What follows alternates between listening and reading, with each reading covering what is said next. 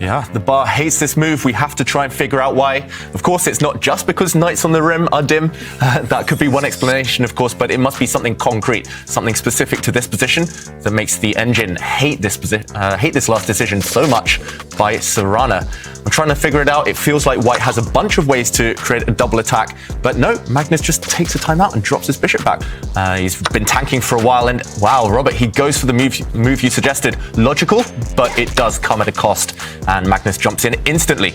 He doesn't hesitate to drop his knight on that beautiful e6 square. That is a fork. You've got to move the queen. The queen was the more valuable of the two pieces. She runs away, but here Magnus again spoiled for choice.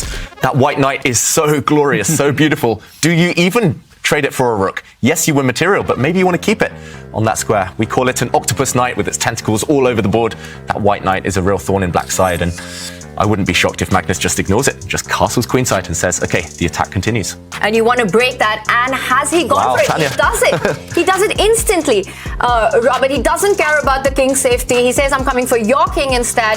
G4, and I see the eval bar loves it on the board.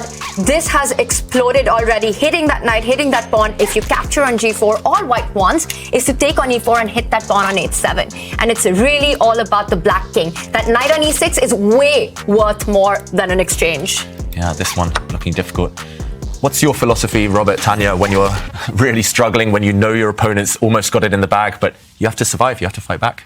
As long as he can shore up and prevent the immediate threats, he does have a chance in this game. And we see Magnus just take this pawn on e4 with the bishop, creating a threat against the h7 pawn. But the evaluation bar is taking a little bit of a dip. A knight can come out to f6. There is activity for black's pieces, and that's the best news of all. Yeah. And at least his next couple of moves are very natural. He did bring a knight to f6 as a bit of a defensive rock there. Black's knights, superfluous perhaps, but they do control and defend, cover some really important squares. Magnus eventually, after resisting the temptation for a few moves, he has gone to grab the material. So white has won that rook for his knight. He's currently 1 point up if we do a count, but yeah, it's more about the piece activity. White has nice centralization. Black needs to just lock things down.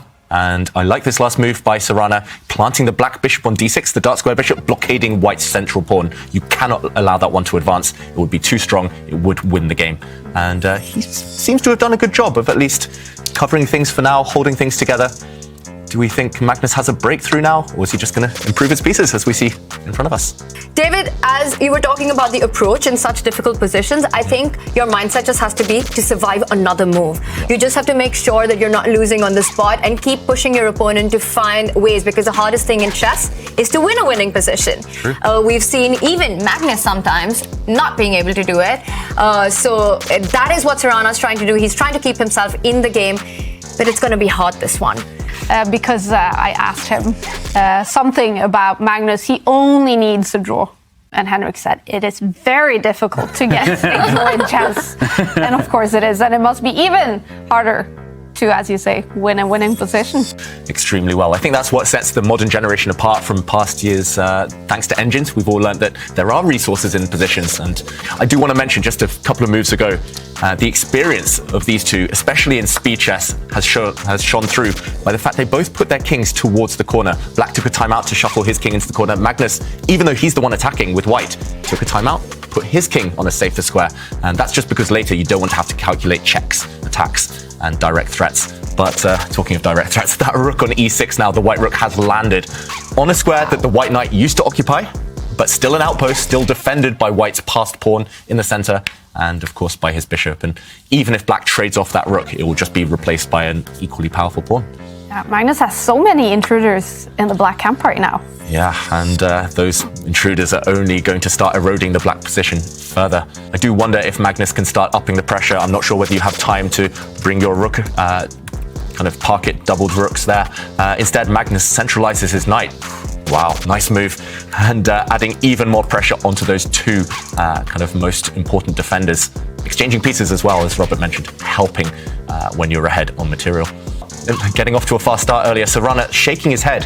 He's normally ice cold, emotionless, and fearless, but Sarana shaking his head there. He has played bishop to f4, trying to trade off these pieces, perhaps, these bishops. But will that help him? This pawn has also been freed up to start advancing in the near future. Not right now, perhaps, but some calculation to be done for Magnus. Yeah, some big developments potentially in that game. And of course, we've seen the bar all up in White's favor in this game too for a long time now. And Tanya predicted the future yet again. And a capture of Black's defender, that knight on f6. And it is replaced, but that knight, the second knight, will also disappear any second now. And what's interesting is that I don't remember these two teenagers playing against each other. That's so interesting. This could be the first time this matchup is happening. But meanwhile, Magnus planting that white queen in the center. Black's bishop is plugging all the holes. That dark square bishop now for Black, but it could be removed at any moment. First, Magnus gobbles up a pawn. He's getting ready to throw the white f pawn forward to destabilize that black bishop in the center, and this one looks like we're coasting now towards victory for Magnus Carlsen. It's looking hopeless. Also down under 2 minutes for Sarana. What does he play? He pushes a pawn forward. This doesn't change anything, however. He's looking for counterplay. He's pushing pawns towards the white king, but he's so far away. He needs 3 or 4 moves to create a single threat, and Magnus will land a punch before that. To the 7th rank. So let's say you start with the move queen h5. It's on the board. You're threatening a mate in 1, and Sarana has to defend that with the queen, losing control of the d6 square, after which, let's say queen goes to g7, defending the mate on h7, and a move like d6 would be absolutely devastating, coming in with the rook on the 7th rank, and this is checkmate incoming. Sarana's down to 1.5 minutes, and the clock is not even his biggest problem. Oof. Yeah, we saw it in the camera a minute ago. He was just rubbing his eyes. He's like, what's happened? This has just been a powerful display by Magnus, and sometimes happens against the top guys in the world. Yeah, he was in an unfamiliar position, and Magnus was on the attack. Sarana felt uncomfortable. He brought his knight to the rim, and it never quite got back in the game, except when it was traded off the board in a winning position for Magnus Carlsen. So this is dominance. This is the world #1 player for over the last decade. He's showing his force in game 1, and he's about to lead 1-0. I think resignation incoming. Yep, I think we have the result. Magnus did get his rook to the 7th rank, and Sarana has resigned. Wow, 32 moves, and it's over. Magnus Carlsen, he takes the first punch, the first point.